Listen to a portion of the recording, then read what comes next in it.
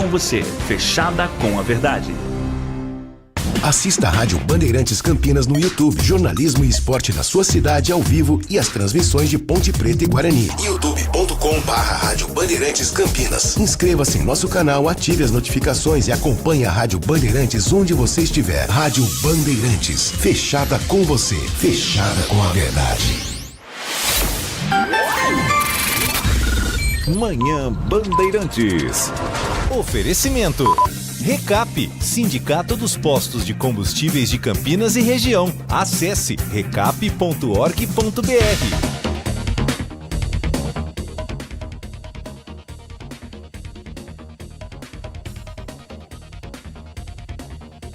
10 horas da manhã, 1 minuto. Muito bom dia a você que está na Rádio Bandeirantes Campinas. Você que ficou até agora com a companhia do Jornal Gente. Aos sábados também na Rádio Bandeirantes e segunda-feira na tela do Band News TV. As principais informações do dia, o giro da reportagem por todo o nosso Brasil. E a partir de agora, o Manhã Bandeirantes destaca o que de mais importante acontece pertinho da gente na região metropolitana de Campinas, no interior de São Paulo, no Brasil e no mundo, sempre com antena ligada, radar atento para as principais informações desta sexta-feira, 10 de janeiro de 2025. Eu sou o Heitor Fredo, convido você a estar conosco até às 11h30 da manhã, quando Carlos Batista comanda o Nossa Área, com todo o timaço de esportes da Rádio Bandeirantes Campinas. Às sextas, neste horário, você está habituado a acompanhar o Circuito Imobiliário. Mês de janeiro, mês de férias para Gustavo Frison e Léo Gaspar Mota. Em fevereiro, o Circuito Imobiliário estará de volta, sempre com edições inéditas, ao vivo, direto dos nossos estúdios na RB. Então, ao longo deste mês de janeiro, às sextas, nosso encontro volta a ser às 10 da manhã, como é de segunda a quinta-feira também. A Rádio Bandeirantes Campinas é sua companhia em FM 85.7. Você também nos acompanha pelas plataformas digitais como o aplicativo Band Play. Todo o conteúdo do Grupo Bandeirantes na palma da sua mão gratuitamente. Você também pode nos ouvir pelo portal bandmulti.com.br, o mais dinâmico da região metropolitana de Campinas, com a aba Ao Vivo, piscando na sua tela. Clicou, ouviu a RB 24 horas por dia, de onde você estiver. Uma ótima sexta-feira a você que nos acompanha com imagens na transmissão já iniciada em youtube.com/Rádio Bandeirantes Campinas. Uma comunidade que não para de crescer. Você pode se inscrever para receber também a notificação ao vivo a cada novo programa que se inicia aqui nos estúdios do Jardim São Gabriel, no Complexo de Comunicação João Jorge Saad. É através do nosso canal do YouTube também que você participa das transmissões esportivas premiadas de Carlos Batista, com muita bola rolando, inclusive na Copa São Paulo de Futebol Júnior. Os times de Campinas já classificados. Ontem o Guarani não venceu, tropeçou, perdeu para o Nova Iguaçu, derrota por 1-0, mas tinha um saldo tão largo de gols que ainda assim garantiu a primeira colocação do Grupo 5, mesmo com a vitória do Atlético Mineiro 3-0 contra a Francana.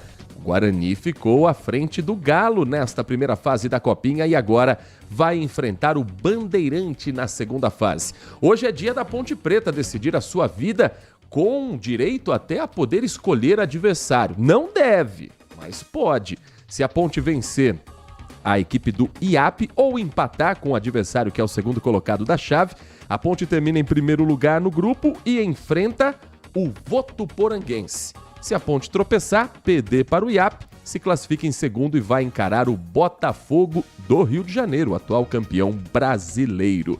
Emoções que você confere também a partir de 13h na transmissão do timaço de Carlos Batista aqui na RB. Meio-dia começa a transmissão e assim a bola rola para as emoções da Ponte Preta contra o IAP. O Manhã Bandeirantes tem os trabalhos técnicos na mesa de som com Leandro Lopes, a central técnica com as mãos de Pedro Piscinato e a coordenação do Gil Kleber. Sexta-feira, quente peronomútil. 25 graus marcam os termômetros da Unicamp neste momento, num dia com promessa de chuva mais uma vez. Previsão de sol entre nuvens e pancadas isoladas de chuva a partir da tarde. A máxima é de fazer a gente suar na hora do almoço. 31 graus. Mínima hoje em Campinas foi de 20. Olha a enorme amplitude térmica. 20 bem cedinho, Campinas registrou. 25 nesse momento. 31 graus na hora do almoço. E quando a chuva chegar, dá uma amenizada, dá uma melhorada também na sensação de calor. Para o motorista que nos dá carona pelo FM 85.7 pelas plataformas digitais dentro do seu carro, atenção com obras que são realizadas neste momento na região central de Campinas. Recapeamento, operação tapa-buraco que a Prefeitura vem fazendo desde o início da semana, concentrada hoje também em avenidas importantes da cidade, em trechos de grande movimentação para o comércio, como a Rua José Paulino. Tem obra também sendo realizada na Bernardino de Campos. Não há trânsito neste horário, 10h06, o comércio já está aberto, a vida já está fluindo normalmente, mas tráfego um pouco mais carregado do que o normal mesmo para o horário. Para o motorista que segue pela rodovia Santos Dumont, são boas as condições tanto na pista sentido Indaiatuba quanto para quem está chegando a Campinas. Quem dirige pela SP-340 a Campinas Montemor também não enfrenta trechos de lentidão nesta manhã de sexta-feira. No corredor Dom Pedro I, a concessionária Rota das Bandeiras traz a seguinte informação de que nesta manhã trânsito livre em todas as rodovias, sem acidentes e sem interdições. Corredor Dom Pedro formado pela Dom Pedro I, pela Zeferino Vaso, Tapetão da SP-332 e pelo anel viário Magalhães Teixeira. Já no sistema Anhanguera Bandeirantes, vida tranquila para o motorista também. Janeiro é um mês bom para dirigir, é um mês com menos veículos, é um mês com tráfego que geralmente não fica tão intenso quanto nos dias depois do mês de janeiro, fevereiro em diante. A Anhanguera não tem ponto de lentidão nem em Jundiaí, que é tradição, nem mesmo na chegada a São Paulo. E pela rodovia dos Bandeirantes, o motorista só enfrenta 3 quilômetros de Pareianda pelo reflexo dos congestionamentos nas marginais Tietê e Pinheiros. Mas boa viagem faz o motorista também no sentido interior. Ontem nós trouxemos a informação de um gravíssimo acidente que aconteceu na rodovia dos Bandeirantes, sentido São Paulo, com a morte do motorista de um SUV, que as informações iniciais davam conta de que ele poderia estar envolvido em um racha. As investigações avançaram. A polícia já tem em mãos imagens das câmeras de monitoramento da rodovia dos Bandeirantes e descobriu que não estavam apenas 2 carros envolvidos nessa suposta corrida clandestina em uma das principais rodovias do estado de São Paulo. Os 2 foram os que se envolveram na batida. Mas as imagens mostram outros 3 automóveis também em alta velocidade que seriam participantes também desse pega, desse racha. Todos eles já foram identificados, ouvidos e negaram a participação em qualquer corrida clandestina. Quem conta pra gente as informações na reportagem do Manhã Bandeirantes é a Carla Ramil. Era 1h30 da manhã quando o acidente aconteceu no quilômetro 40 da rodovia dos Bandeirantes, no limite das cidades de Cajamar e Franco da Rocha, na Grande São Paulo, no sentido da capital paulista. Todas as vias precisaram ficar interditadas para o trabalho de resgate e perícia, o que causou cerca de 1 quilômetro de congestionamento nas primeiras horas do dia, de acordo com a concessionária que administra o trecho. Uma pessoa morreu e outras 3 ficaram feridas. Todas estavam neste Subaru Prata, que ficou com a frente totalmente destruída e o teto arrancado. Gustavo Henrique Buchol Stofani, de 25 anos, que estava sentado ao lado do motorista, não resistiu aos ferimentos. Os colegas foram levados ao hospital, mas não correm risco. Segundo a polícia, 5 carros, todos de luxo, se envolveram na ocorrência, mas apenas 2 bateram, a SUV prata e o Audi TT branco. Imagens de câmeras câmeras de segurança da concessionária mostram a movimentação dos veículos minutos antes do acidente.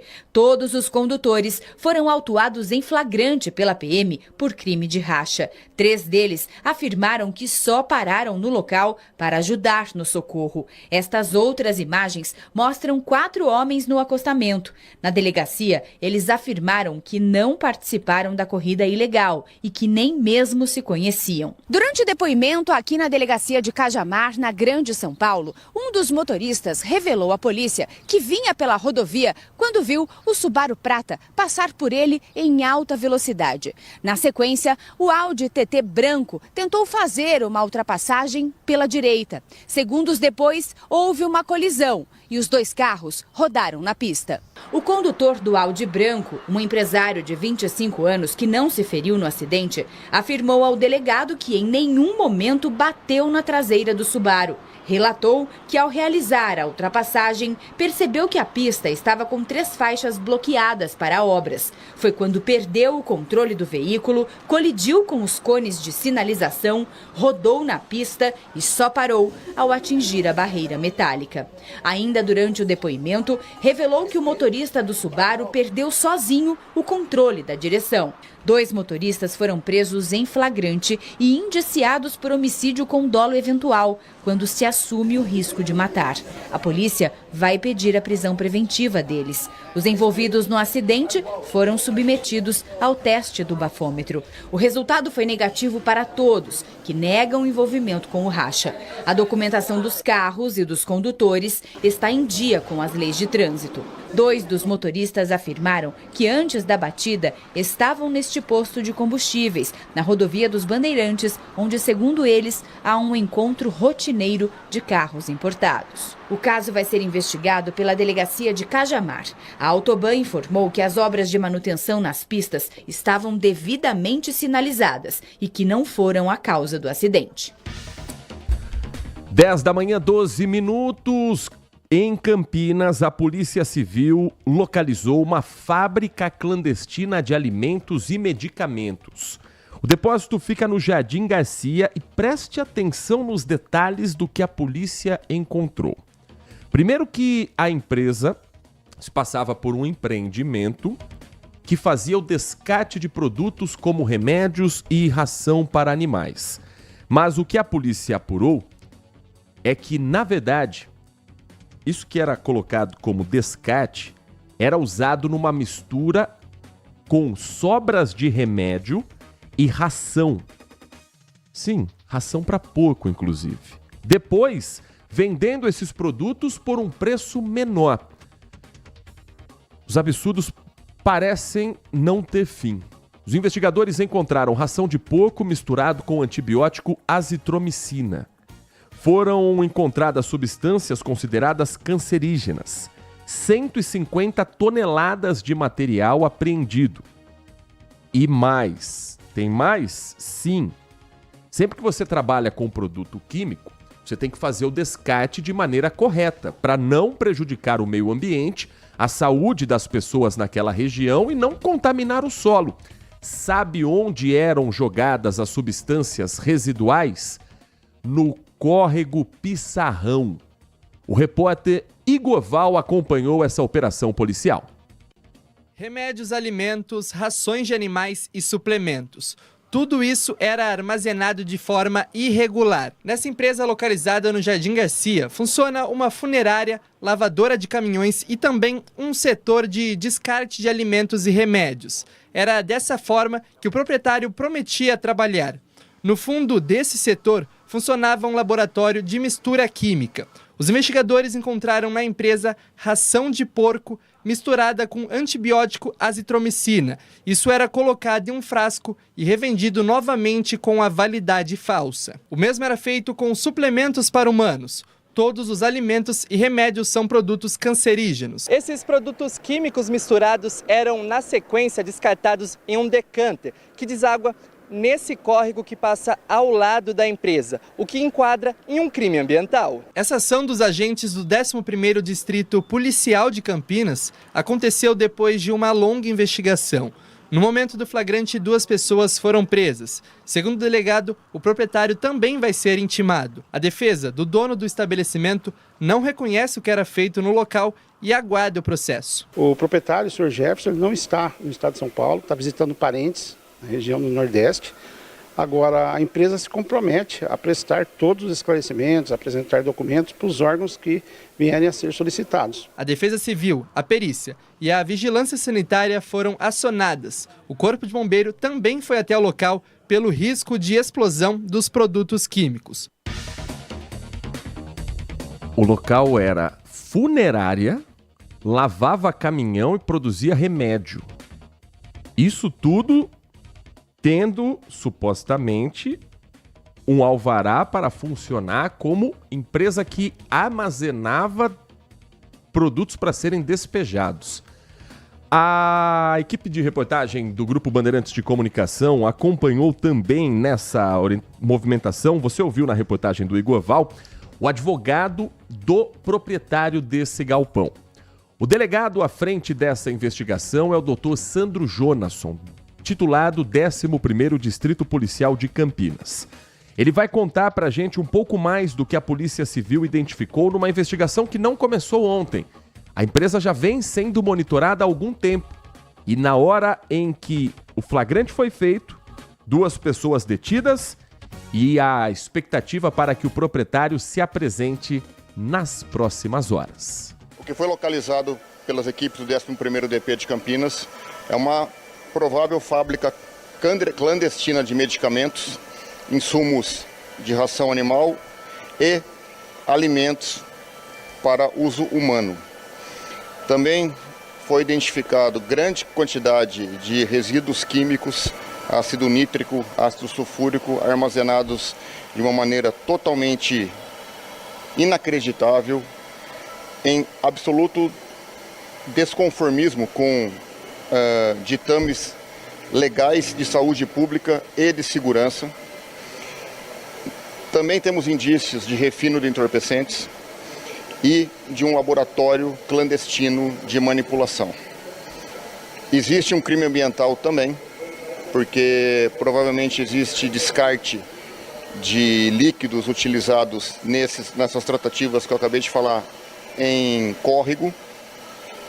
E os trabalhos estão em andamento, a gente não tem uma dimensão total do que foi encontrado. O que nós sabemos é algo muito grave, que oferece riscos não apenas à saúde pública, como também à incolumidade pública, porque existe o risco de vazamento desses produtos e até mesmo de explosão.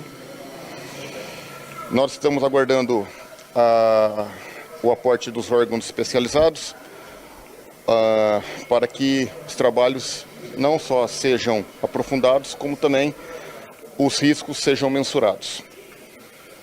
É interessante deixar claro que as responsabilizações serão impostas, 2 pessoas já estão presas e nós estamos aí em vias de localizar o proprietário desse local, que também ou será preso ainda hoje ou será formalmente responsabilizado por essa atitude minimamente irresponsável para com a população. Os produtos eram vendidos pela internet? Nós não temos essa informação ainda. Aqui, na realidade, não funcionava a venda. Aqui era uma fábrica.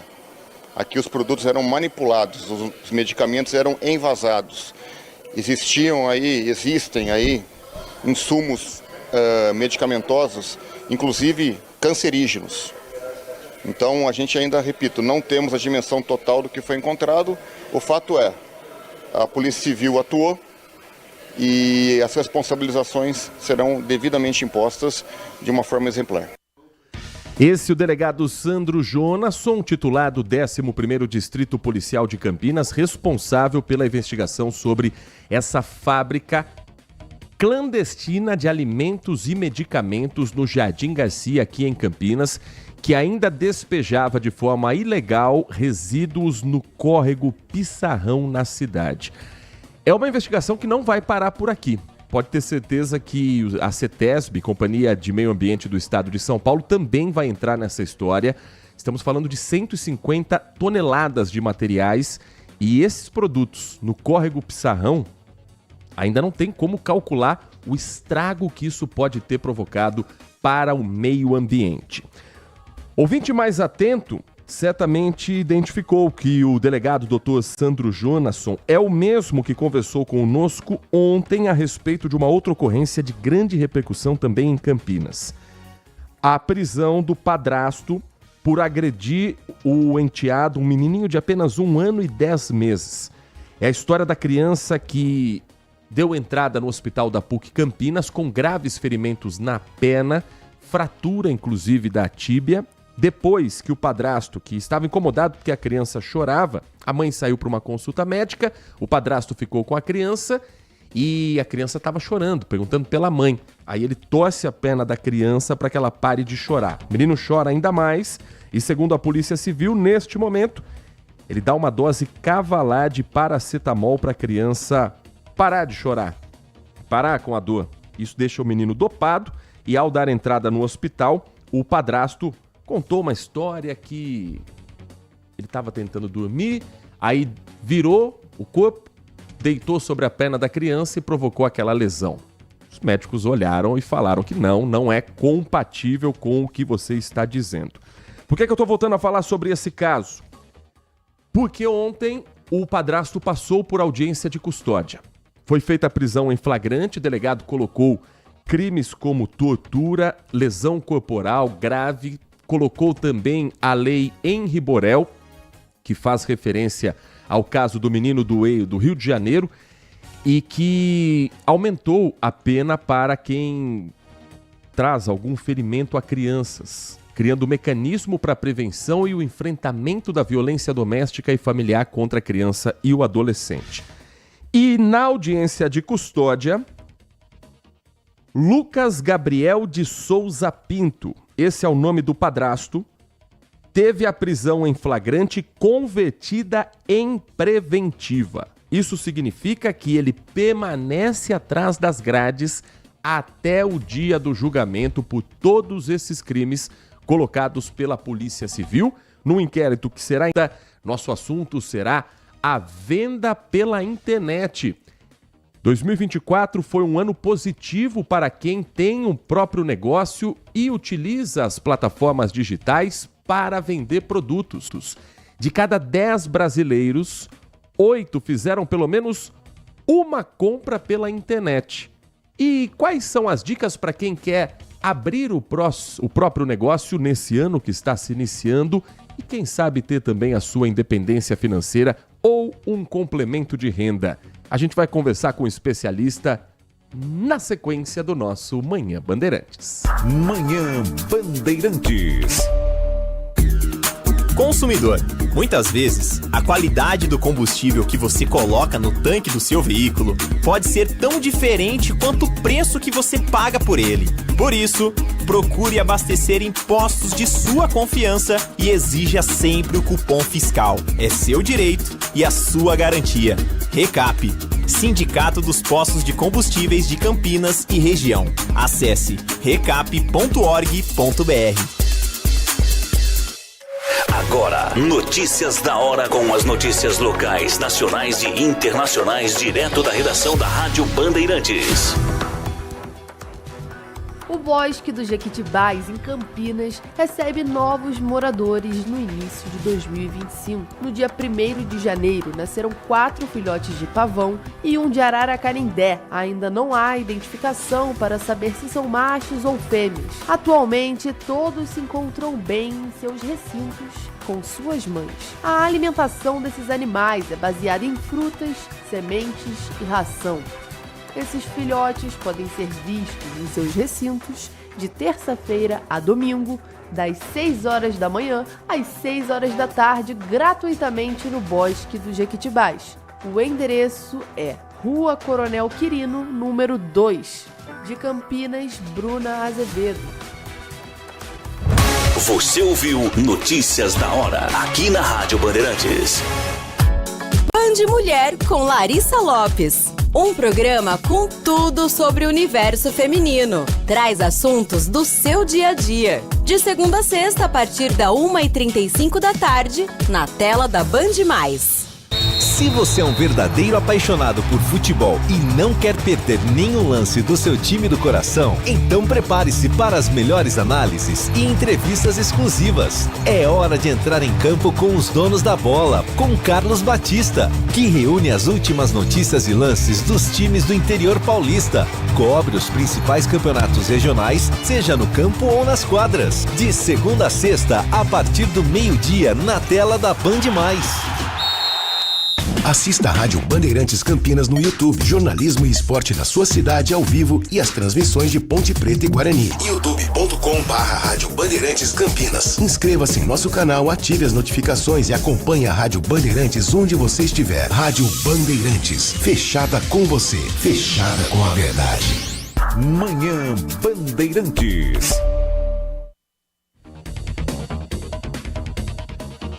Agora, 10 da manhã, 26 minutos. Obrigado a você que está chegando na nossa programação da Rádio Bandeirantes Campinas. Obrigado a você que está desde cedo sintonizado em FM 85.7.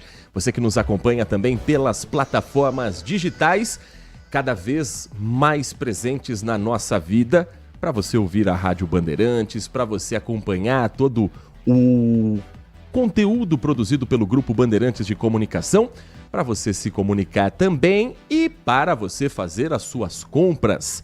Cada vez mais o brasileiro tem utilizado as plataformas digitais e as lojas online nas suas compras do dia a dia. Os números de uma pesquisa da CNDL não deixam mentir. CNDL é a Confederação Nacional de Dirigentes Lojistas e do Serviço de Proteção ao Crédito. No último ano, de cada 10 internautas, 8 utilizaram algum aplicativo de loja para realizar compras. Ou seja, a cada 10 brasileiros com acesso à internet, 8 compraram pelo menos um produto pelos aplicativos digitais. Para a gente falar mais sobre o mundo digital também para o comércio, nosso convidado nesta manhã de sexta-feira aqui no Manhã Bandeirantes é o Paulo César Costa, CEO e fundador da PH3A. Paulo César, muito bom dia. É um prazer ouvi-lo aqui na Rádio Bandeirantes Campinas. Bom dia, uma grande oportunidade. Eu gostaria muito de agradecer a gente falar sobre, bater um papo sobre esse assunto muito interessante, que é, ao mesmo tempo, o crescimento no e-commerce, mas também os cuidados com as possíveis fraudes. 8 em cada 10 internautas, talvez seja até um teto ali, um limite de quantas pessoas conectadas na internet têm acesso também a esse conteúdo e principalmente a essas compras. Ou não, podemos chegar a um momento em que não apenas 10 em cada 10 internautas vão ter acesso às lojas online, como mais brasileiros vão fazer essa opção de compra digital, Paulo César? Legal. No mundo existe um crescimento substancial do e-commerce. Porém, ainda a grande maioria das compras são referentes a lojas físicas, tá? Não necessariamente pessoas que acessam o e-commerce, eles acabam comprando. Muitas vezes as pessoas olham, cotam, e alguns tipos de produto eles necessitam ainda de comprar lá na loja física, para, sei lá, por exemplo, um tênis, experimentar se está justo, se não está, se está apertado, se ficou bom ou não. Mas o crescimento na internet é substancial. De 2022 para 2023, a gente já teve um acréscimo de 4,8% no crescimento do e-commerce. Já de 23 para 24, a gente aumentou em 16%. Então, é um crescimento substancial. Levando em consideração que quanto mais tentativa de compra ou mais vendas efetivamente acontecendo, aumenta o índice de probabilidades de fraude. O levantamento também aponta quais são os produtos que o brasileiro costuma comprar com mais facilidade, mais confiança pela internet. E os aparelhos eletrônicos aparecem com uma larga vantagem. O mais procurado são os smartphones, os celulares. Em segundo lugar, os computadores. Em terceiro, videogames. Quarto lugar, acessórios. Quinto lugar, air fryers, ou seja, eletrodomésticos, aparelhos eletrônicos. Lá para o final da lista, a gente vê, por exemplo, comida saudável, roupa esportiva e perfumes.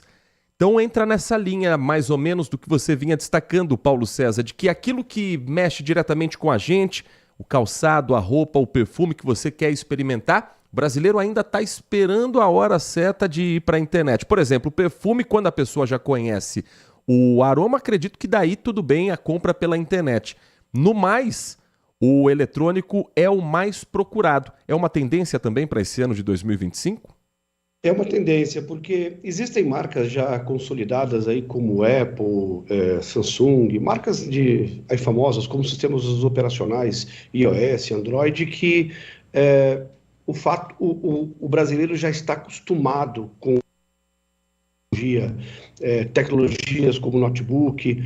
E uma coisa que tem crescido muito, que talvez nos próximos 10 anos é difícil a gente tentar pensar como será, mas é algo que não para de crescer, é o mundo de gamers, né? Essa juventude de hoje, ela já nasceu plugada, né? Então tende-se também a aumentar muito o consumo desses produtos de jogos. Nós estamos conversando com Paulo César Costa, CEO e fundador da PH3A, para falarmos sobre o comércio digital, as vendas online no Brasil. Passamos recentemente pelos períodos de maior movimentação no comércio. Black Friday, final de novembro, Natal, período do 13º.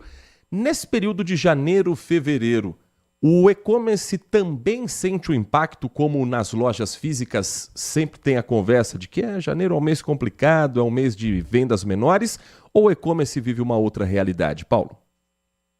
Essa realidade sente-se, respondendo sim ou não, sim, sente-se, mas existe uma mudança substancial muito interessante que é bem diferente do como era no passado. No passado, muitas lojas físicas se preocupavam com as vendas de e-commerce, olhando o e-commerce como um suposto concorrente. Agora, a gente está vendo uma mudança bem radical no comportamento, ou seja, os representantes de loja física, eles estão começando a entender a importância do investimento das mídias digitais, tentando alavancar vendas no e-commerce, que acabam atraindo muito mais gente para as suas lojas físicas. E isso é muito bacana. Geralmente, janeiro não é um mês muito bom para as lojas físicas e, consequentemente, as vendas caem um pouco também no mundo do e-commerce. Para quem está nos acompanhando agora, vamos fazer aqui um olhar, uma observação de 2 pontos.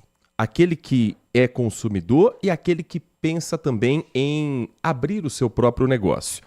Pensando como consumidor, como todos nós conectados que somos na internet, qual o principal cuidado que a gente tem que ter na hora de olhar uma promoção e não cair numa armadilha, Paulo César?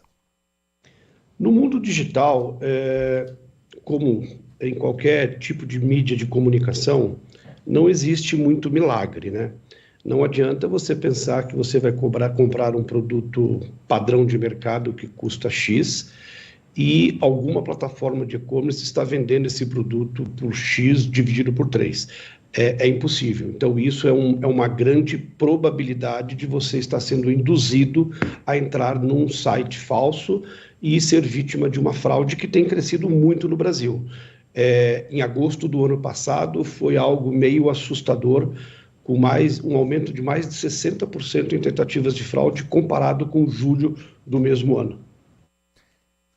E para quem está tentando abrir o próprio negócio, há uma concorrência grande com empresas já consolidadas, multinacionais, comércio chinês, grandes lojas brasileiras que também migraram para o digital.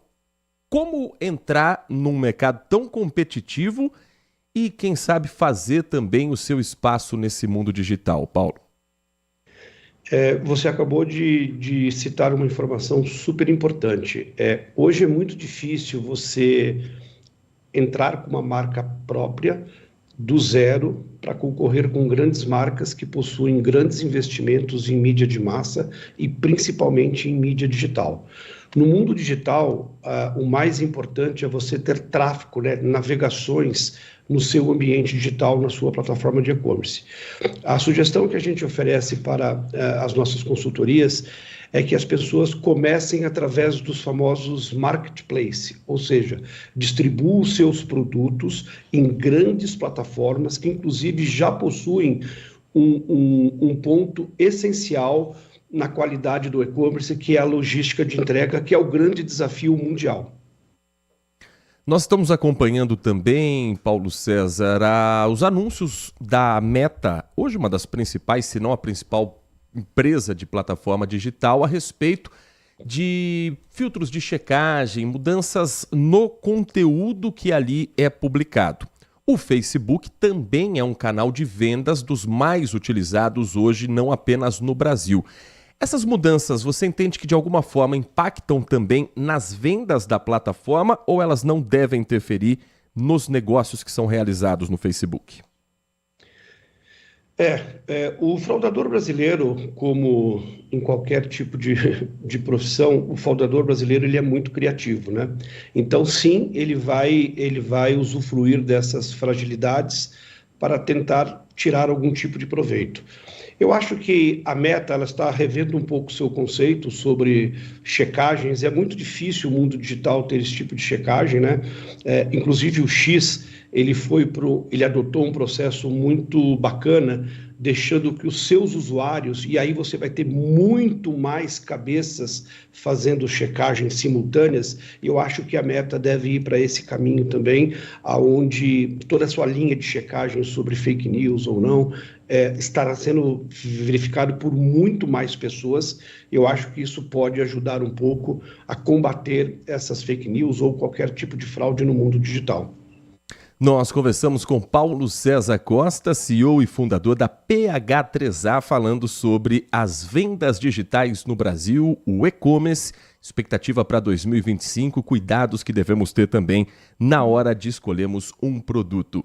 Paulo César, muito obrigado pela sua atenção com o nosso ouvinte. Foi um prazer ouvi-lo aqui na Rádio Bandeirantes Campinas. Um bom trabalho, uma boa semana para você, um bom final de semana também para toda a sua equipe.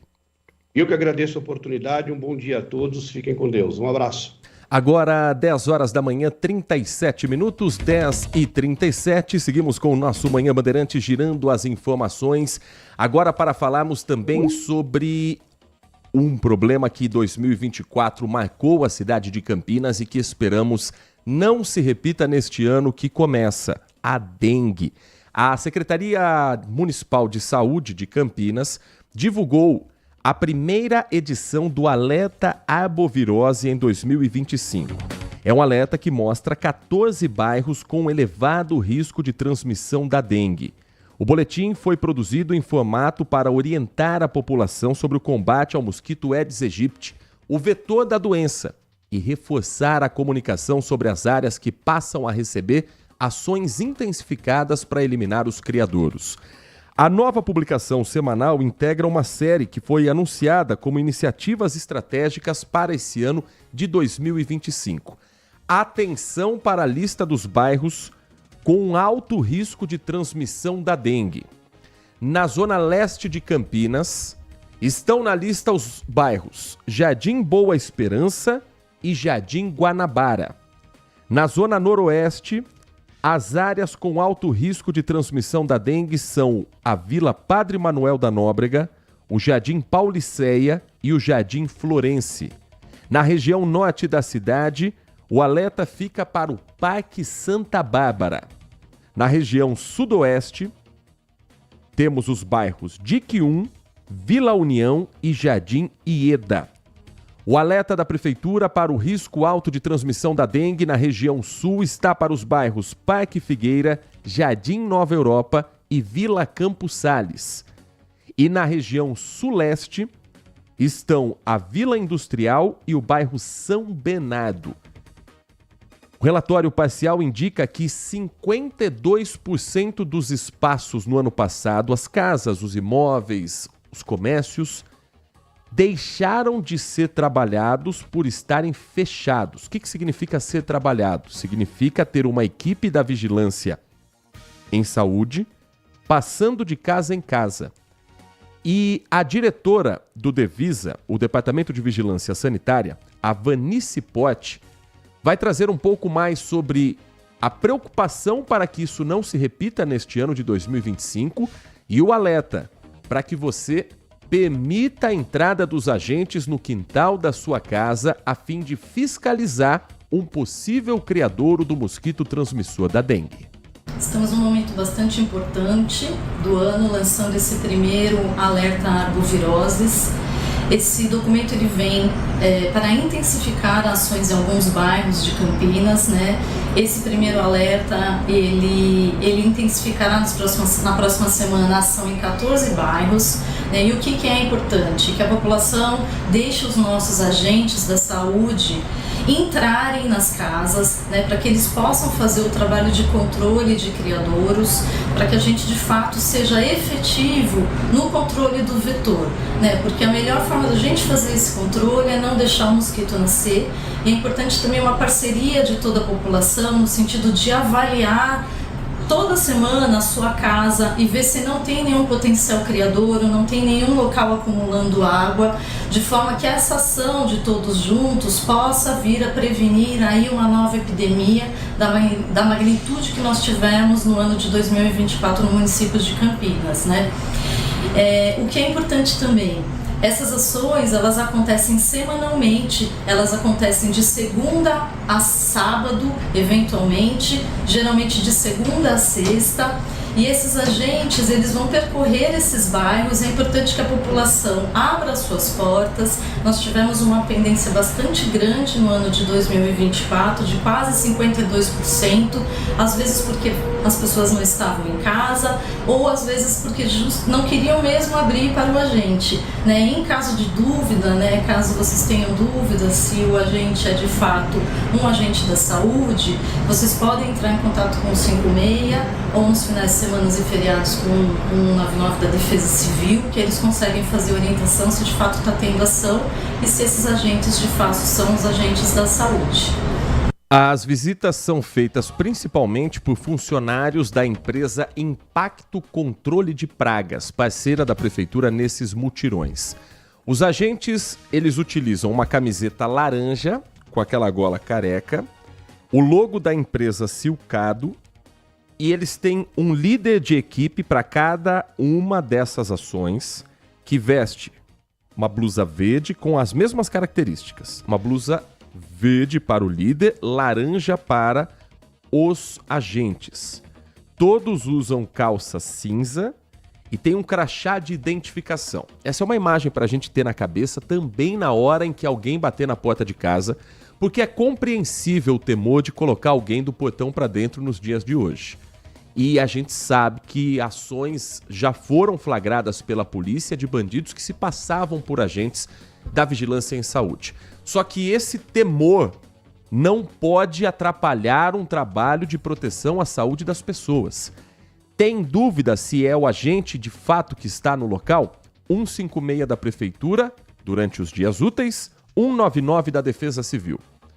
Agora, se você perceber que tem um mutirão, que tem a presença de pessoas públicas, o prefeito Dário Saad, no ano passado, ele esteve em várias dessas ações, vereadores, candidatos, ou se tem uma viatura da Guarda Municipal junto, aí pode ter certeza que é um alerta que a população está recebendo na porta de casa e a visita de equipes profissionais. Na dúvida, antes de abrir o portão, ligue 156, torcer para o 156 atender, ligue para o 199 também da Defesa Civil ou para a própria Guarda Municipal pelo 153. Eles vão saber se aqueles agentes identificados são de fato profissionais contratados para essas mobilizações. 10 horas e 44 minutos. E falando em telefone público, os problemas nas mudanças de gestões vão aparecendo quando o novo prefeito assume e começa a apontar o que vinha de herança da administração anterior. Olha o que aconteceu em Cordeirópolis, cidade aqui do nosso interior de São Paulo. A Secretaria de Educação está sem contato por telefone. Isso por conta de uma dívida de aproximadamente R$43 mil, que vem desde setembro do ano passado. A companhia de telefone foi lá e cortou a linha. Setembro, outubro, novembro, dezembro sem pagamento. Corta a linha da prefeitura da cidade.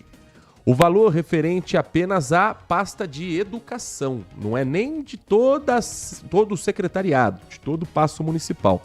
É só da Secretaria de Educação. R$43 mil é o valor da dívida.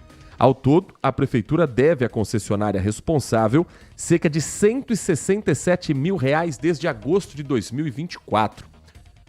43 mil de setembro para cá? Que tanto usaram o telefone da Secretaria de Educação em Coederópolis? 43 pau de telefone? Eu acho que nem na época que as transmissões esportivas eram feitas com linha telefônica se gastava tanto assim para pedir uma LP. Leandro Lopes, que é mais experiente do que eu no assunto, vai lembrar.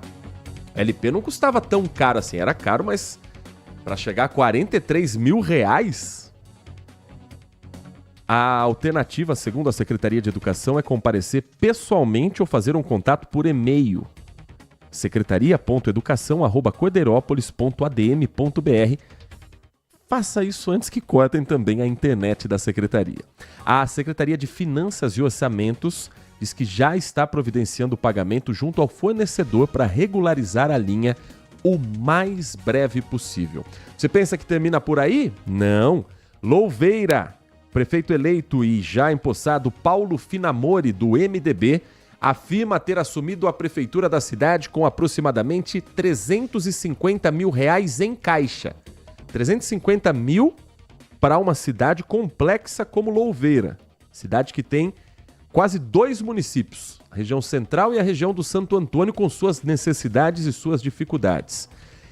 O prefeito atual de Louveira afirmou ainda que a cidade tem um passivo de R$200 milhões em dívidas. O ex-prefeito Stanislau Steck, do PSD, se defendeu de algumas acusações através de um vídeo publicado nas redes sociais. Segundo a atual gestão, esse cenário exige um trabalho para reorganizar as contas públicas. Finamori anunciou 2 medidas na cidade alegando a crise financeira. A primeira, o cancelamento do plantão de férias das escolas municipais, afirmando que a gestão passada não realizou a compra de alguns alimentos para merenda e falta a manutenção nesses colégios. O ex-prefeito Stanislau Steck afirmou que a pasta de educação estava pronta sim para receber o plantão de férias sem necessitar o cancelamento. Outro anúncio feito pela atual administração em Louveira: corte de gastos com uma reorganização no atendimento do Centro de Referência do Autismo da cidade, alegando existir uma dívida de aproximadamente R$1.200.000 por falta de pagamento da antiga gestão municipal. E o que disse o ex-prefeito? Explicou que metade da dívida é por conta de obras e investimentos que estão em período de carência com 10 anos para serem quitados no empréstimo feito junto à Finisa, que é o financiamento, a infraestrutura e ao saneamento, um programa da Caixa Econômica Federal. Entre as trocas de acusações dos prefeitos, o atual Finamori alega que o ex-Steck assumiu o executivo com superávit. Estava sobrando um total de 120 milhões herdado do pai do atual prefeito, Júnior Finamori. Então, hoje o prefeito... Olha a sucessão como é que foi em Louveira. Júnior Finamori, prefeito, passou para Stanislau Steck. E agora assume o filho, Paulo Finamori. Então, tem essa troca de, não, eu peguei a administração do jeito que estava ruim. Aí o outro fala, não, a administração que você pegou era do meu pai, tinha um lucro de R$120 milhões. Júnior Finamori foi prefeito de 2017 a 2020. E o prefeito Stanislau Steck, que deixou o mandato em 31 de dezembro, falou que a pandemia da Covid-19 e uma crise financeira fizeram com que a cidade passasse por uma dificuldade ao longo do seu mandato. Quem é que vai definir isso? Tribunal de Contas, para saber quem é que está certo, quem é que está errado. Tribunal de Contas do Estado de São Paulo afirmou que os números consolidados e finais da gestão orçamentária e fiscal de 2024 têm o prazo final de até 31 de março para serem enviados para o TCE, para analisar. E aí vai saber se vai validar a conta final do prefeito que deixou Louveira ou não. A validação de dados e julgamento pelo relator das contas municipais previsto, portanto, para o final de março, começo de abril. Todos os números, valores e considerações estarão disponíveis no processo que vai avaliar a gestão municipal no exercício de 2024. Se em Louveira a discussão está entre o atual prefeito e o ex-prefeito, mas nas narrativas e nos números que estão sendo apresentados, em Limeira a situação foi um passo adiante. O prefeito Murilo Félix afirmou que o município também está quebrado e decretou situação de emergência financeira em Limeira. Emergência financeira. Uma comissão foi instituída para apurar possíveis irregularidades da gestão anterior. A repórter Lucimeire Ramalho está acompanhando essa polêmica que surge na cidade de Limeira, mais uma nos primeiros dias de 2025 e de uma nova administração. E conta pra gente todos os detalhes a partir de agora, pois não, Lucimeire? Oi, Heitor. Pois é, uma dívida grande, né? Uma dívida que, segundo a administração atual, fez um levantamento e colocou, essa dívida chega a quase 530 milhões de reais. Dívidas da prefeitura e também das autarquias que, né, prestam serviço aqui na cidade de Limeira. Até por isso, então, foi decretado aí o estado, né, de emergência financeira, o decreto de emergência financeira. E a partir desse decreto, viu, Heitor, se formou uma comissão. Essa comissão é formada por pessoas da Secretaria da Fazenda, de Assuntos Jurídicos, administração e também chefia de gabinete. Esse grupo, então, vai verificar todos os contratos que são prestados, né, contratos aqui da Prefeitura de Limeira, e também verificar se há algum tipo de irregularidade. Esse grupo já começa a trabalhar, eles têm um prazo aí de 90 dias para fazer todas essas análises, um prazo que pode ser aí prorrogado caso haja necessidade, para fazer a análise dos contratos, verificar se tem irregularidades e também, Heitor, propor medidas para sair aí dessa dívida no valor de 500, né, quase 530 milhões de reais. Então eles já estão trabalhando para isso também. Entre essas dívidas, Heitor, o que foi colocado aqui pela administração atual, são dívidas, por exemplo, da contribuição relativa aos salários dos servidores para o Instituto de Previdência Municipal de 2020 a 2024, valores que não foram pagos integralmente, segundo a atual administração, também parcelamentos aprovados pela Câmara e outras dívidas de longo prazo, que também deveriam ter sido pagas aí e não foram quitadas. Então são dívidas que acabam chegando para a população e essa é uma preocupação da administração atual de quitar primeiramente essas dívidas que podem ter impacto para os moradores aqui da cidade, né? Por exemplo, de coleta de lixo, de corte de mato e também de podas de árvore, manutenção da cidade, para que as pessoas não sejam afetadas por essas dívidas. Inclusive, Heitor, foi passado também pela administração que a empresa que presta aí esse serviço, né, de manutenção aqui da cidade já tinha entrado com uma ação na justiça em dezembro, porque não estava recebendo o pagamento aí anormalmente, né, durante os meses, não estava recebendo, por isso já tinha inclusive entrado com essa ação na justiça. Então a gente continua acompanhando esse caso, né, verificando aí como que a prefeitura vai trabalhar para conseguir quitar essa dívida. É uma dívida alta, para que isso tudo não acabe respingando nos moradores aqui da cidade de Limeira, né, Heitor? Eu volto aí com você. Muito obrigado, Lucimeire Ramalho. Eu tô para ver, tá para nascer um prefeito que assuma, prefeito, governador e presidente, isso vale para todos os cargos executivos, que assuma uma gestão sem dizer que pegou uma herança maldita. Você que nos acompanha no Manhã Bandeirantes, conhece algum caso de algum prefeito que seja de oposição, tirando o caso de reeleição, né? Porque o prefeito que ganha mais 4 anos no mandato não vai dizer que assumiu uma herança maldita de mim mesmo. E também, não vou dizer que sempre, mas quase sempre, quando é do mesmo grupo político, também tenta, não, tá tudo certo, a casa tá arrumada, a casa tá ajeitada. Eu digo quase sempre porque às vezes tem um racha ali já no período de transição, no começo de um mandato. Tá para nascer prefeito que assuma um mandato, o prefeito, governador ou presidente, vamos estender para todos, que olhe para trás, mesmo sendo um adversário político, e diga, não, a gente pegou a casa arrumada e vamos daqui para frente fazer ainda mais. É sempre a mesma história, é sempre a mesma conversa. Não estou dizendo que não são fatos verdadeiros. mas são fatos que precisam ser apurados. Porque senão acaba caindo numa retórica política que o brasileiro já está acostumado a viver. São 10 horas e 55 minutos. O Manhã Bandeirantes, nesta sexta-feira, vai trazer também um pouco sobre cultura no próximo bloco. Em meio a tantas notícias difíceis, complicadas, a gente quer também, às sextas-feiras, apresentar os artistas aqui da nossa região, do nosso interior de São Paulo, ou que vieram para cá em busca também do seu sonho. E no próximo bloco, nós vamos conhecer uma dessas artistas, a escritora e poetisa Desterro Gomes. Vai contar um pouco sobre a sua história de vida, de luta, paixão pela literatura, que começou bem cedinho e com 2 livros já publicados que a gente vai contar em detalhes na sequência do nosso Manhã Bandeirantes. Você está ouvindo Manhã Bandeirantes. Oferecimento. Recap, Sindicato dos Postos de Combustíveis de Campinas e Região. Acesse recap.org.br. Eu, Joel da Atena, estou diariamente junto com você na denúncia, na indignação, na busca por solução. No Brasil Gente, tratamos com firmeza e sensibilidade dos assuntos que o povo quer saber. Aqui, a sua voz ganha força para cobrar o que todos nós queremos para as nossas cidades. Temos um encontro marcado, de segunda a sábado, às 4 da tarde. Brasil Gente, na Band TV. Agora, notícias da hora com as notícias locais, nacionais e internacionais, direto da redação da Rádio Bandeirantes.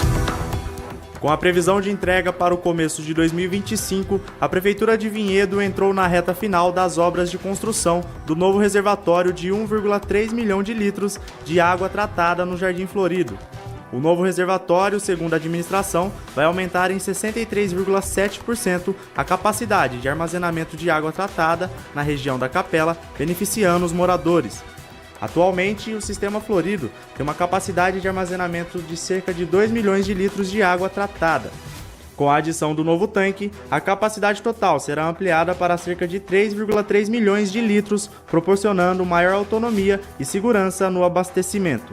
A obra está sendo realizada pela Prefeitura de Vinhedo em parceria com a Sanebave. De Campinas, João Almeida.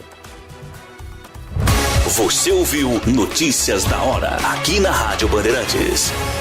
Manhã Bandeirantes. 10 horas da manhã, 58 minutos, 10h58. A nossa convidada hoje tem uma história toda ligada à arte desde cedo.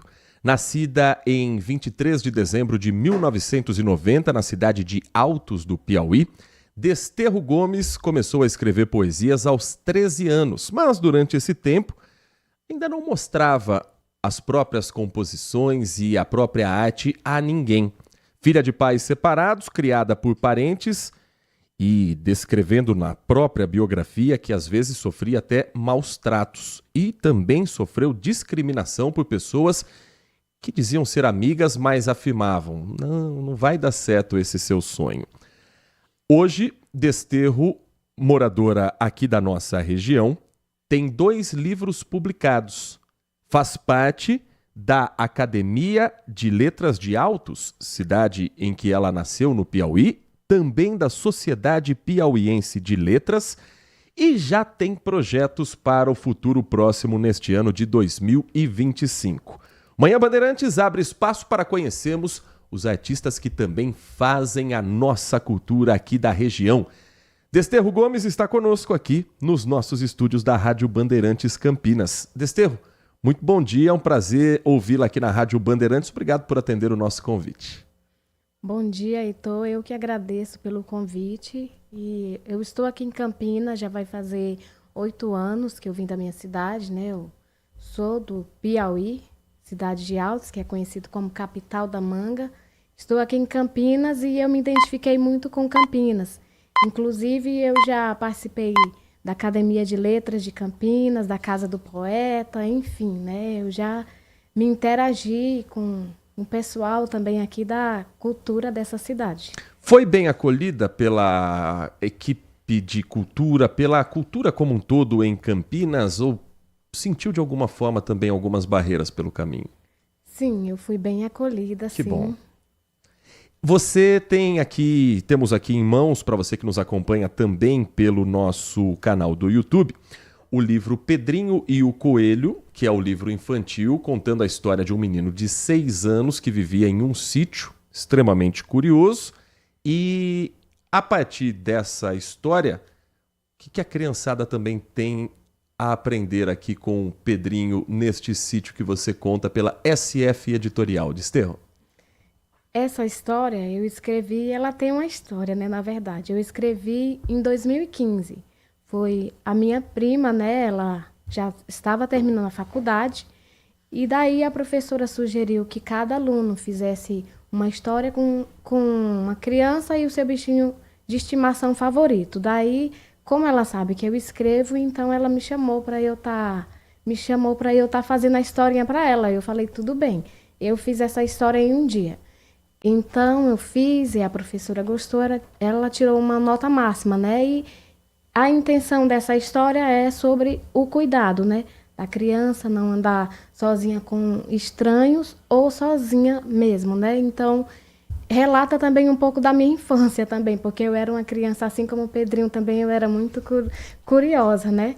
Aconteceu um episódio, assim, parecido, assim como a história de Pedrinho. Só que, no caso, não foi o coelho que me levou de volta, mas foi a mãe, né, que achou eu e meu irmão perdido lá no mato, lá com um cipó enorme.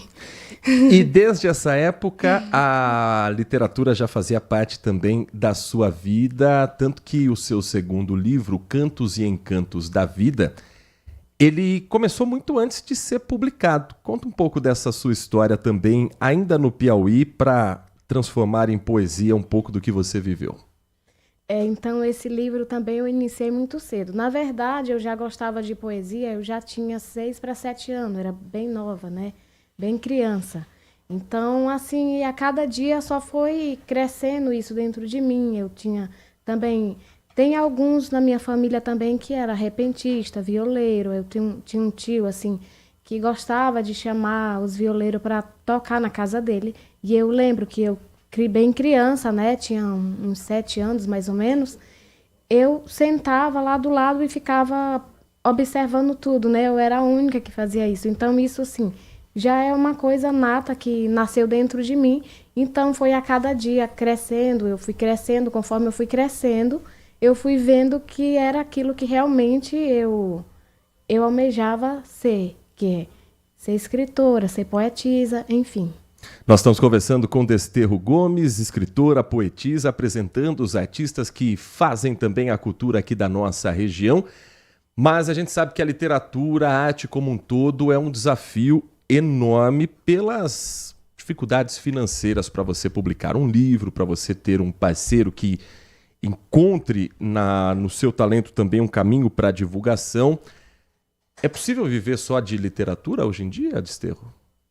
Sim, hoje com as plataformas digitais facilitou bastante, né? Que você pode estar digitando também, além do livro físico, tem o e-book, né? Que você pode estar digitando pelas plataformas digitais. Então, facilitou bastante a vida do escritor, né? Redes sociais. Quem quiser conhecer um pouco mais sobre o seu trabalho, sobre os livros, trazer aqui um trechinho, por exemplo, de uma poesia. Deixa eu escolher. Tem alguma que você recomende aqui do livro Cantos e Encantos da Vida para a gente apresentar para o nosso espectador, para o nosso ouvinte? Sim, tem uma que fala sobre sonho, sobre estudar. Tem várias. Encontra uma aqui para mim, para eu ler para o nosso ouvinte também. Enquanto isso, a gente vai contando para quem está conosco que você pode acompanhar o trabalho da Desterro Gomes com este nome também no perfil do Facebook, no Instagram, @DesterroGomes18, e as vendas dos livros são feitas também pelo WhatsApp. Posso divulgar o número? Sim. 19 98720 4766. 19 98720 4766. Existem aqui também trabalhos feitos sobre a realidade brasileira, e essa é uma das poesias que está no livro Cantos e Encantos da Vida, A Violência no Brasil.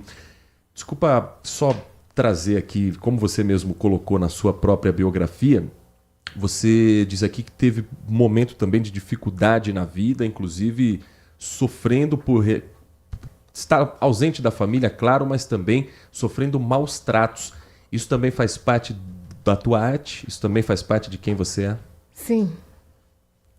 A violência no Brasil é o que diz aqui o texto. Vamos trazer um trechinho também para não contar tudo, para você ficar também interessado no livro que a Desterro tem para divulgar. Tanta violência e decadência encontrada no Brasil são por falta de dar chance de realizar o sonho estudantil. Para quem quer se dedicar ao esporte, temos que desejar muita sorte e ajudar aqueles que têm o dom da cultura, precisamos incentivar.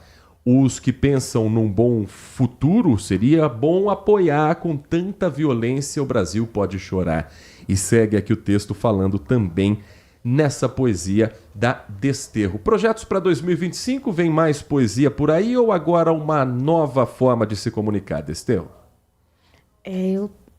Nesse ano de 2025, eu pretendo fazer um livro motivacional, né, só de frases reflexivas e motivacionais.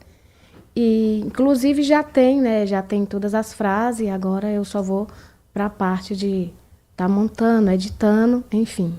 Ou seja, podemos esperar novos projetos aqui para 2025. Com certeza. Um pouco da sua experiência do que você vive em Campinas também estará nessas páginas, o que você encontrou aqui na cidade?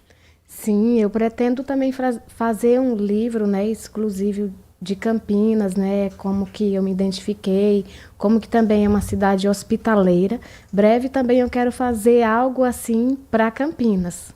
Que bacana. E quando tiver esses novos projetos, o microfone da Rádio Bandeirantes sempre aberto para você, para trazer um pouco também da sua arte, da sua história de vida. Desterro Gomes, escritora, poetisa, conosco aqui nesta sexta-feira para conhecermos um pouco mais dos artistas que fazem a nossa cultura também. Muito obrigado pela sua atenção, viu, com o nosso ouvinte. Sucesso para você na sua carreira e nos novos projetos que estão por vir. Eu que agradeço pelo convite e é isso aí. Agora são 11h07. Daqui a pouquinho um giro com a participação do nosso ouvinte que nos escreve também pelo 19971021493, que participa conosco pelo nosso canal do YouTube, youtube.com/Rádio Bandeirantes Campinas. Agora, infelizmente, temos a atualização de um caso que também marcou as últimas horas e uma reportagem para você saber mais sobre as investigações do avião que explodiu em Ubatuba e foi removido da praia com algumas dúvidas que ficam no ar. Por exemplo, se há contaminação na Praia do Cruzeiro. A gente vai falar sobre isso e também o que a Aeronáutica, através do CENIPA, o órgão responsável por investigar acidentes aéreos, já conseguiu levantar a respeito de uma tragédia que marca esse início do ano de 2025. O Guilherme Ferraz, desde que o acidente foi registrado, está na cidade de Ubatuba e conta mais detalhes, ouvindo inclusive testemunhas que ficaram incrédulas. Pensa, Ubatuba, janeiro, praia lotada. A situação só não foi mais grave porque chovia na hora. Se não, a areia estaria tomada de turistas, de moradores da cidade. O local onde o acidente aconteceu tem uma praça de esportes e nós poderíamos estar lamentando ainda mais vítimas. Guilherme Ferraz, no Giro da Informação do Manhã Bandeirantes.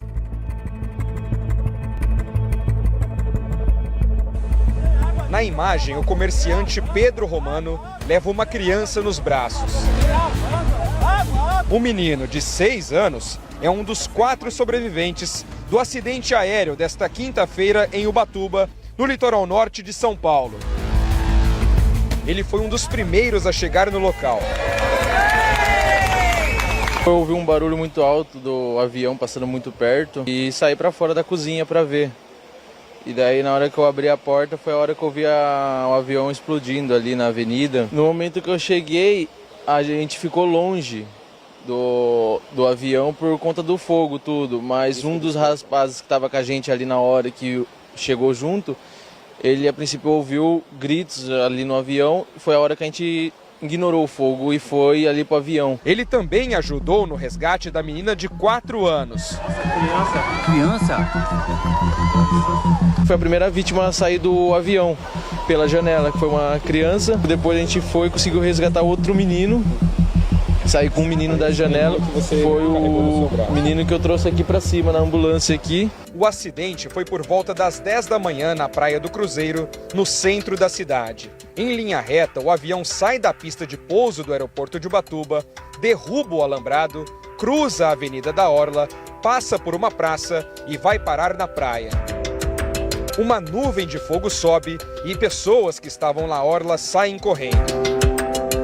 O piloto do avião, identificado como Paulo Segueto, de 55 anos, morreu no acidente. A família que estava na aeronave foi resgatada com vida. São 4 pessoas: Bruno Almeida Souza e a mulher Meireles Fris e os 2 filhos. Uma pessoa que estava na orla ficou ferida ao sair correndo em meio à explosão. Ela não corre risco de vida. O avião parou tombado na água, de cabeça para baixo, o que dificultou muito o salvamento das vítimas, principalmente do piloto, que estava na parte mais submersa do jatinho. Quando a gente abriu, a gente viu o piloto com a cabeça mergulhada, mas se mexendo ainda, né, tentando escapar. Esta imagem mostra o rastro deixado pelo avião ao sair da pista do aeroporto. O jatinho do modelo Cessna Citation 525 saiu do aeroporto municipal de Mineiros, no interior de Goiás, por volta das 8h30 da manhã e tinha Ubatuba como destino. O acidente aconteceu às 10h07. Os serviços regionais de investigação e prevenção de acidentes aeronáuticos do CENIPA foram acionados e vão conduzir a investigação. O avião passou bem próximo dos carros, dos pedestres. Aqui é uma região muito movimentada, né? Se fosse um dia de sol, teria bastante gente ali praticando esporte, praticando basquete, que foi bem aonde fica a quadra de basquete ali, né? Onde as pessoas caminham aqui na hora da praia. Então, acredito eu que se fosse um dia de sol, teria sido bem pior, entendeu? Por um lado, sim. Por outro, se não tivesse chovendo, talvez o acidente não tivesse acontecido. Essa é uma das hipóteses levantadas pelos especialistas. Ainda é muito cedo para ter qualquer conclusão a respeito de um acidente aéreo, que é sempre muito complexo. Os especialistas sempre cravam: não há acidente por apenas um motivo. Quando você tem um acidente aéreo, você tem uma sucessão de fatos que leva a essa tragédia. Um dos motivos seria justamente a pista molhada. Para a gente saber mais sobre o que vai ser investigado, o Grupo Bandeirantes de Comunicação conversou com Lito Souza, um dos maiores especialistas em aviação. O Lito tem um canal na internet que é sensacional, chamado Aviões e Músicas. Ali, inclusive, para quem tem medo de voar, existem até algumas dicas que ele dá para mostrar que a aviação, principalmente a aviação comercial, é das mais seguras que existem. Tanto que é considerado o segundo meio de transporte mais seguro, só pede para o elevador. Agora, isso não significa que acidentes não aconteçam. O Lito Souza falou a respeito das condições da pista, da característica desse aeroclube em Ubatuba e do que a aeronáutica está levantando como hipóteses para essa tragédia. Então, isso também pode vir a ser um fator, né? Porque é um fato, estava molhada mesmo, então isso pode ter sido um fator que pode ter contribuído. Mas realmente é muito cedo para a gente conseguir concluir alguma coisa a respeito. O tipo de aeronave permite sim fazer esse pouso. O que a gente não sabe exatamente é os cálculos necessários para esta pista. Então, isso não tivemos nem tempo de fazer ainda o cálculo necessário para um pouso, levando em consideração o peso da aeronave e a condição do vento no local. Mas o tempo de parada, o espaço de parada, realmente não deu nem tempo de calcular. A pista, aparentemente, ela tem 900 metros de comprimento, asfaltado. No entanto, no sentido do morro para a praia, somente os últimos 500 metros podem ser usados para pouso, porque o asfalto que é utilizado para pouso, ele tem uma consistência diferente dessa outra parte que não é asfaltada e preparada para o pouso. E por que isso? Porque existem obstáculos na cabeceira deslocada que não permitiria que o avião, para fazer uma descida em ângulo normal, tocasse nesta parte deslocada. Então, por segurança, a cabeceira é deslocada mais para frente para que o ângulo de descida possa permitir um pouso em segurança. E o fato da cabeceira ser deslocada só significa isso, que não pode usar os primeiros 400 metros dessa pista. Mas ele pode ser usado para o decolagem. Então ele poderia decolar usando todo o comprimento, mas o pouso não, só os últimos 500 metros. Esse Lito Souza, especialista em aviação, falando sobre a apuração que será feita por parte do CENIPA, órgão da Aeronáutica. A Prefeitura de Ubatuba concluiu a remoção da aeronave de pequeno porte da Praia do Cruzeiro. Isso aconteceu hoje pela manhã. A carcaça foi retirada ontem, 9 horas da noite. Na manhã de hoje está sendo feita ainda a limpeza do local. E a Companhia Ambiental do Estado de São Paulo, a CETESB, diz que até o momento não foi constatado dano ambiental significativo. Equipes do setor de atendimento a emergências e da Agência Ambiental de São Paulo, de São Sebastião, prestaram apoio ao Corpo de Bombeiros. A Aeronáutica e Prefeitura de Ubatuba, no atendimento ao acidente com avião de pequeno porte, também mandaram suas equipes para o local. Os técnicos orientaram a colocação de barreiras de contenção e material absorvente em volta da aeronave para evitar eventual vazamento de óleo e de combustível. A CETESB orientou a Prefeitura para a remoção do solo impactado pelo avião. Traduzindo, raspar toda a areia de onde ficou a aeronave. Ali foi contaminado pelo combustível e, após a conclusão dos trabalhos emergenciais, a companhia vai avaliar as próximas medidas administrativas. Se você vai viajar para o litoral norte de São Paulo, se você tem viagem programada para Ubatuba, a prefeitura da cidade diz que a Praia do Cruzeiro não é um local indicado para banho. É uma praia que fica no centro da cidade e é uma região de passeio, de prática de esportes. A gestão municipal pede atenção da população que passa pela região, porque podem haver ainda novas interdições de trânsito para a conclusão da limpeza. O acidente que infelizmente deixou o piloto Paulo Segueto morto e 4 pessoas feridas. Familiares do produtor rural Milton Frias, que tem negócios no estado de Goiás, e estava chegando a família até o Aeroclube em Ubatuba. 11h17, notícias das últimas horas aqui da cidade de Campinas.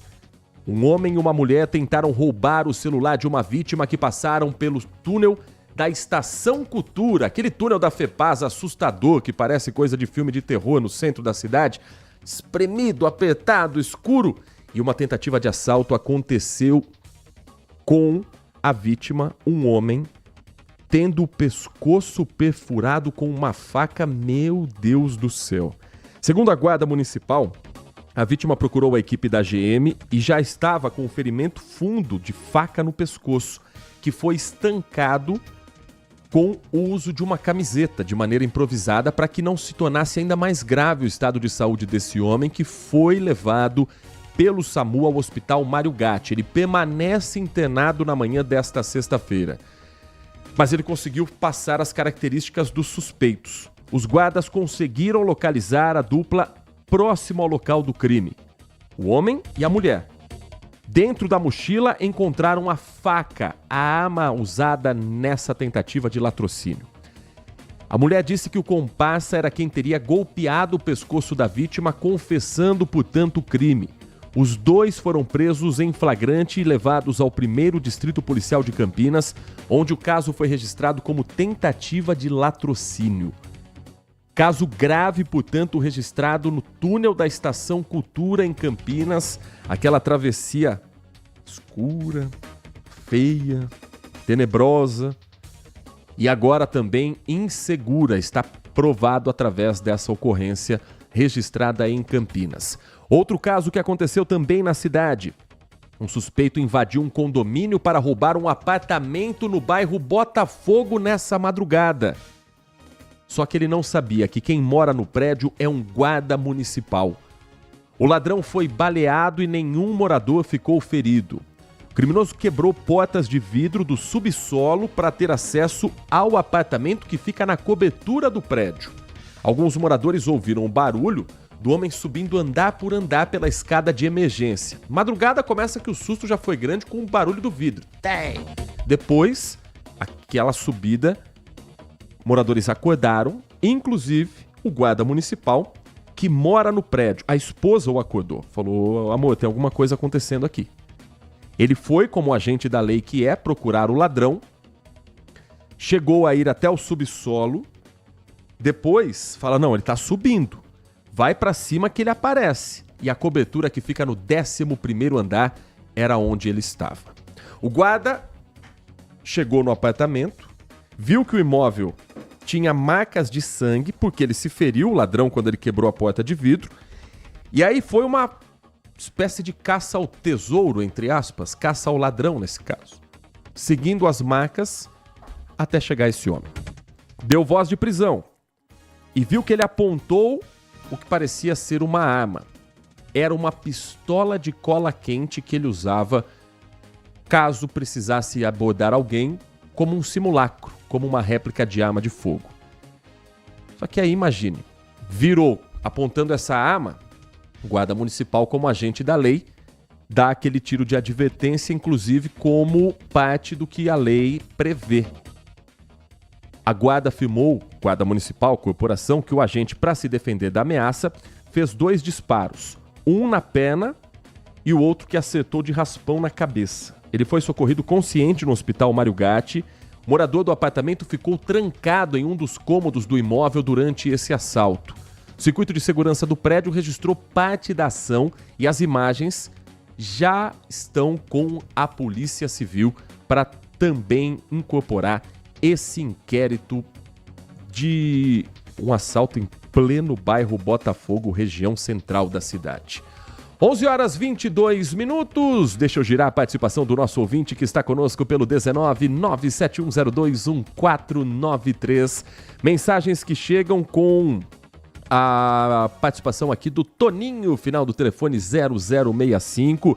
Também está conosco nesta manhã de sexta-feira o Carlos, final do telefone 0363. Um ótimo dia para você, bom final de semana, Carlos. Jonizele Cano, sempre presente também na audiência da Rádio Bandeirantes Campinas. Como faz nesta sexta-feira, deixa eu pegar o nome aqui, do Júlio Gregório Asta, também acompanhando a nossa programação. Quem está escrevendo pra gente aqui, o Adriano Vermelho, diz o seguinte sobre esses políticos, entre aspas, surpreendidos com as supostas contas no vermelho que encontraram. Heitor, eles estão tão desinformados assim? Questiona o Adriano. Não acompanharam as contas que são públicas? Ele deixa em caixa alta. Públicas. Inclusive para quem é candidato poder também saber o que é que vem pela frente, né, Adriano? O cargo que eles lutaram tanto para conseguir, eles não foram atrás dessas informações? Reclamar é fácil. Eu acho que o mínimo que ele poderia fazer é oferecer soluções. É o que escreve o Adriano Vermelho. Mensagem também do Marco Silva Bedin, direto de Hortolândia, dizendo: é inacreditável as mentiras nos vídeos no Instagram, no Facebook, feitos pela extrema-direita. Agora imagina se não tivermos filtro. Ainda bem que temos o Super Xandão, é o que escreve o Marco Silva Bedin. Sobre este assunto, o presidente Lula falou pela primeira vez a respeito das mudanças da Meta, empresa responsável pelo Facebook, pelo Instagram e também pelo WhatsApp. E demonstrou preocupação com a possibilidade de notícias falsas cada vez mais se espalharem pelas redes sociais. A reportagem é do Caian Messina.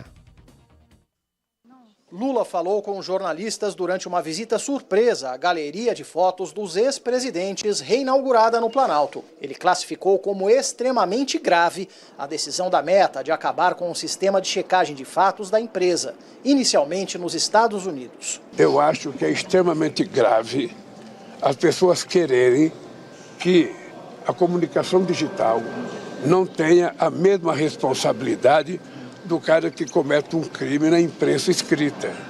Sabe, é como se um cidadão pudesse ser punido, porque ele faz uma coisa na vida real e pudesse não ser punido porque ele faz a mesma coisa na digital. A Meta controla plataformas como o Facebook, o Instagram e o WhatsApp. A ideia é passar a usar o sistema de notas da comunidade, adotado pelo X, em que os próprios usuários fazem correções das postagens. Aqui no Planalto, a avaliação é que se o fim da moderação direta das redes sociais chegar ao Brasil, pode abrir espaço para a disseminação de fake news, principalmente de teor político. Na versão atualizada das diretrizes, publicada também em português, a Meta passou a permitir, por exemplo, que usuários associem doenças mentais a gêneros ou orientação sexual. O Ministério Público mandou um ofício à Meta cobrando explicações e deu 1 mês de prazo para a empresa se manifestar. Hoje, mais de 100 entidades da sociedade civil, como universidades, ONGs e sindicatos, assinaram um manifesto contra as mudanças. O afrouxamento das regras de moderação, e muito especificamente em temas sensíveis, como gênero e imigração, mas isso também pode se espalhar para outros tópicos também sensíveis para a população brasileira, como conteúdos relacionados à saúde, ou aqueles que dizem respeito aos golpes e fraudes. 11h26 e com a reportagem do Caian Messina, o nosso Manhã Bandeirantes desta sexta-feira fica por aqui. Muito obrigado pela sua companhia, pela sua audiência ao longo de toda a semana. Segunda-feira estamos de volta às 10 da manhã, logo depois do Jornal Gente com a Thaís Freitas e todo o time de jornalismo também na tela da Band News TV. A partir de agora, quem é que comanda hoje? É Leandro Bolles? Carlos Batista? É porque vem colada, né? A transmissão esportiva com o Nossa Área. Uma tarde de muito futebol a partir de agora na Rádio Bandeirantes Campinas. Carlos Batista vai comandar a partir de agora o Nossa Área. Informações da preparação do Guarani e Ponte Preta para o Campeonato Paulista que está começando, hein? Semana que vem já tem Paulistão, quarta-feira, dia 15, já tem bola rolando também com o Campeonato Paulista. Mas a Copa São Paulo não para, pelo contrário, está chegando na fase mais emocionante.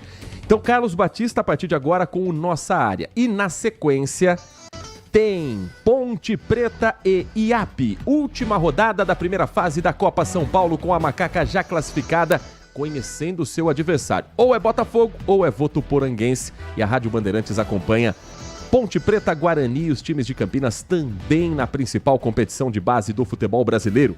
Ficamos por aqui com os trabalhos técnicos de Leandro Lopes na mesa de som, Pedro Piscinato na central técnica e a coordenação do Gil Kleber, time completo hoje aqui nos nossos estúdios. Uma ótima sexta-feira, um grande final de semana para você e continue na RB. Manhã Bandeirantes. Consumidor. Muitas vezes, a qualidade do combustível que você coloca no tanque do seu veículo pode ser tão diferente quanto o preço que você paga por ele. Por isso, procure abastecer em postos de sua confiança e exija sempre o cupom fiscal. É seu direito e a sua garantia. Recap, Sindicato dos Postos de Combustíveis de Campinas e Região. Acesse recap.org.br. Band Cidade. De segunda a sexta, a partir das 6:50 da noite, Walter Sena abre as noites da Band com as notícias da região. No Band Cidade, você acompanha os novos acontecimentos sobre saúde, esporte, política, educação, denúncias e acontecimentos que fazem parte do dia a dia das cidades de abrangência da Band+. Band Cidade, de segunda a sexta, a partir das 6:50 da noite, na tela da Band+. Agora, notícias da hora com as notícias locais, nacionais e internacionais.